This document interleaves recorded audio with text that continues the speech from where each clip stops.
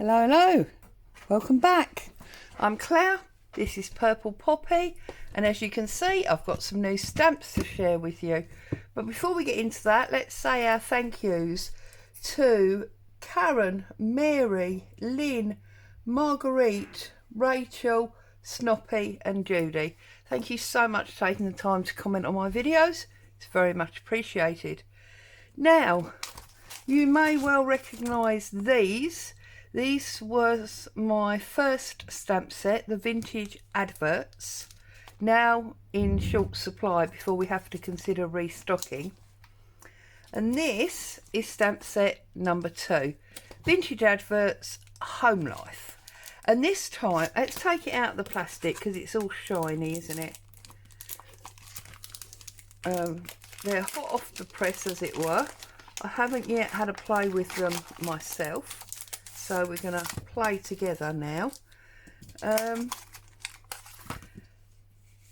This time I've added in some that I feel are suitable for stitchers. People like myself that like to play with paper but also with fabric. We've got the Invincible Tweeds. We've got the skirt facing tape. We've got Notions and Novelties. And then on the home life, we've got the soap, butter, cocoa, furniture polish and assurance. And of course, as a shoe girl, we've got the Newbies boots.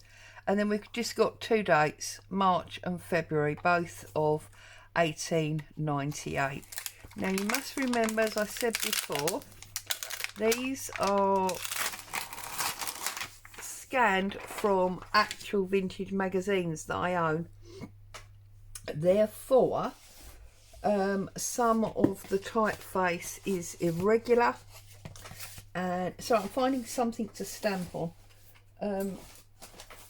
Some of the typeface is irregular and does require, we don't want that one, that's got a big seam in it. Claire, stop fiddling and talk. Some of the typeface is irregular in the actual magazines because of how old it is. So obviously, therefore, the stamps are the same. And I thought I'd start off today by making some faux packaging with them, faux vintage packaging.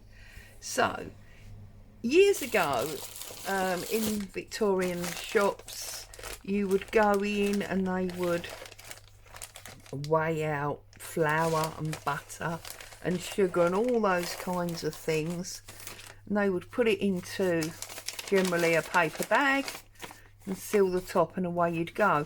So the most obvious to me is to start with this cocoa, and I'm gonna pop it onto a block. I'm using Versacolor, and I'm just gonna add ink to the stamp, and then remembering that, you know, the bag is going to come up there and would fold at the top. So very simple, stamp into the middle, and we can suggest that these bags were supplied by the cocoa company with the big sacks of cocoa for the shopkeepers just to open up, put the amount of cocoa in that the customer required, pour the cocoa in, and then just seal it at the top, and away they'd go, and it would have, you know, the company details on. So that's a very quick and easy one to do. And peel that off, put it back in its place.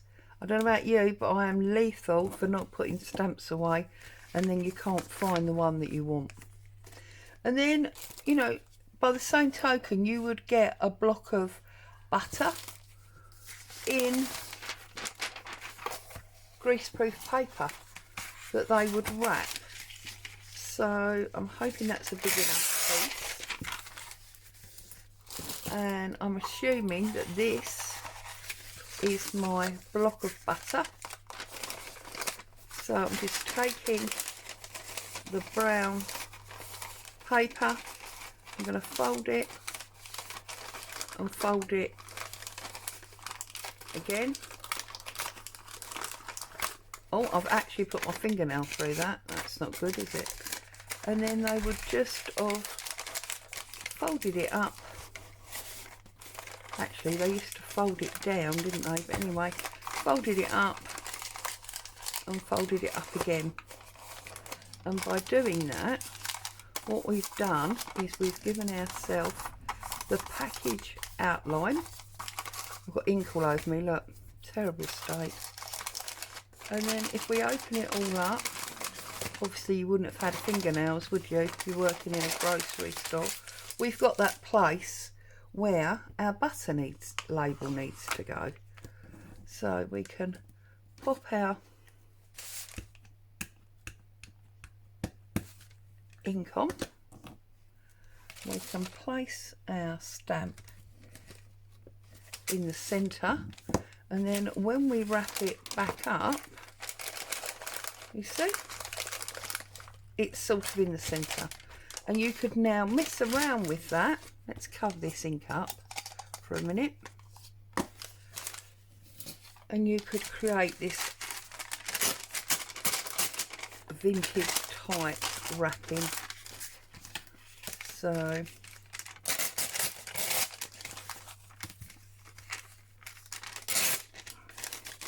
okay, it's all sort of, that's all that's left of it, let's pretend. So then we'll grab out a brown ink and a brush, and we can even tear. We'll take our ink and we'll ink up as you normally would. Go around the edges and find your crease lines. There was another one. I mean, I've probably made this a much too big a block.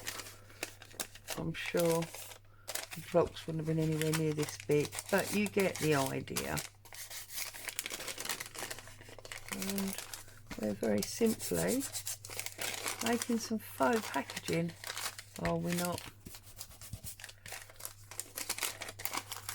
And that's great to make then a pocket, or just to add as interest into a journal.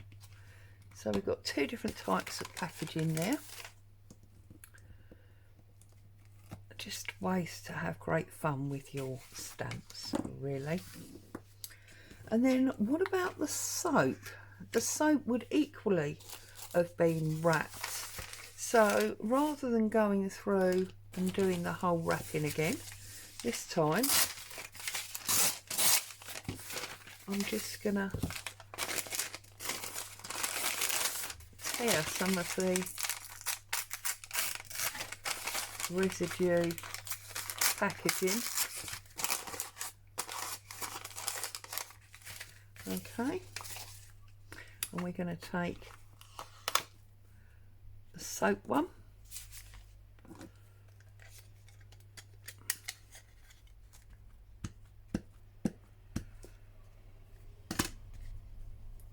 And as you know, soap is close to my heart because I used to have a skincare business. There we go. We've got soap, and again you can crease that up. Should have waited a little bit for the ink to dry, really, but and then you can ink this up, and this again becomes vintage packaging, which is great to have in your journals. But then for those of you that are much more into playing with fabrics, what if we took a piece of fabric, just, this is 2 inches of cotton, And if I pull off the tweed one and pop that down onto the ink, then onto the fabric, got a beautiful little label there. Give that a tear, take off the strings,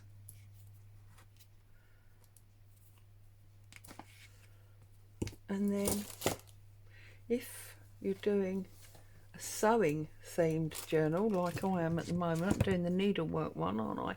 Now this is not true tweed, but it's the nearest thing that I had to hand.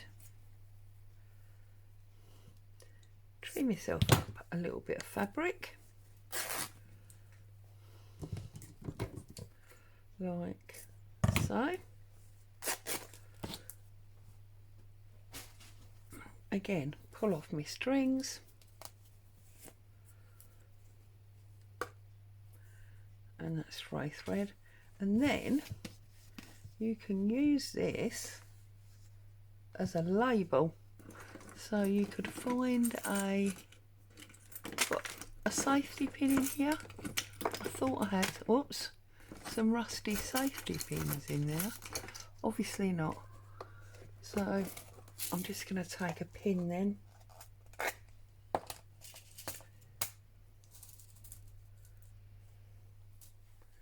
And I'm going to pop a pin in there. And we've got a label on our fabric ready to go into our sewing themed journal. Likewise, oh, that's upside down. Put them back properly, Claire, treating them like you respect them. We could do exactly the same with the skirt binding one. So if we work out how big this is, and we'll give that a little trim.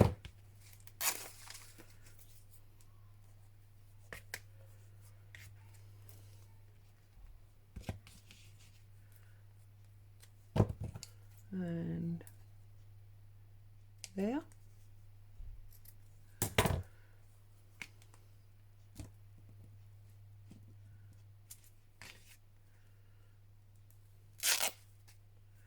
And again, you're doing yourself a nice little label.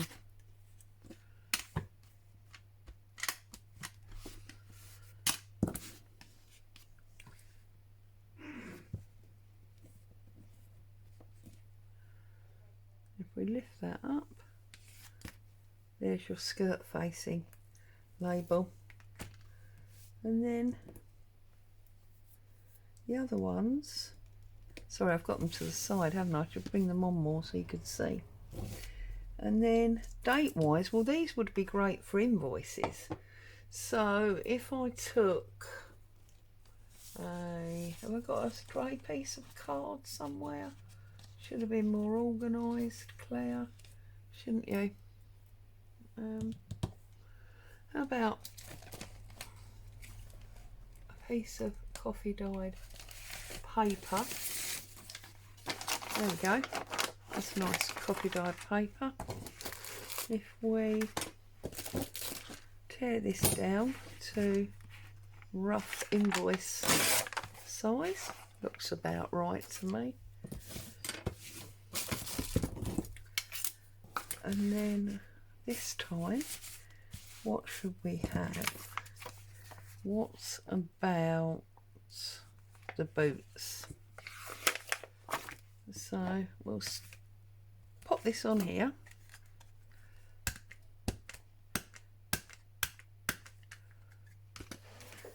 And that becomes the company name at the top of my invoice.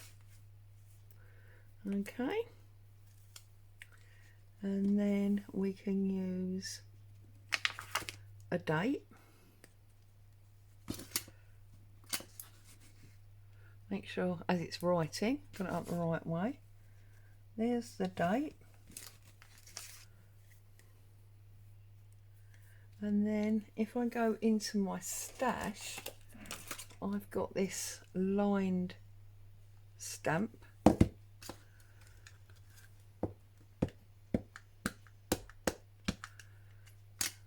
And I can pop that on my invoice, because that's where you'd write all the information, isn't it? Yeah, maybe it's a bit tall, so we could maybe bring it down shorter. There you go, we've got a little invoice as well. Now, I've still got a few that I haven't used. I'm going to save them to play with on another day. But here we go. There's the new stamp set. Look at the state of me. Sorry about that. And very quickly, in less than half an hour, we've made vintage packaging. So we've got the cocoa, the butter and the soap, and then for the sewers we did the fabric label, and then the skirt one, and then we've got the invoice.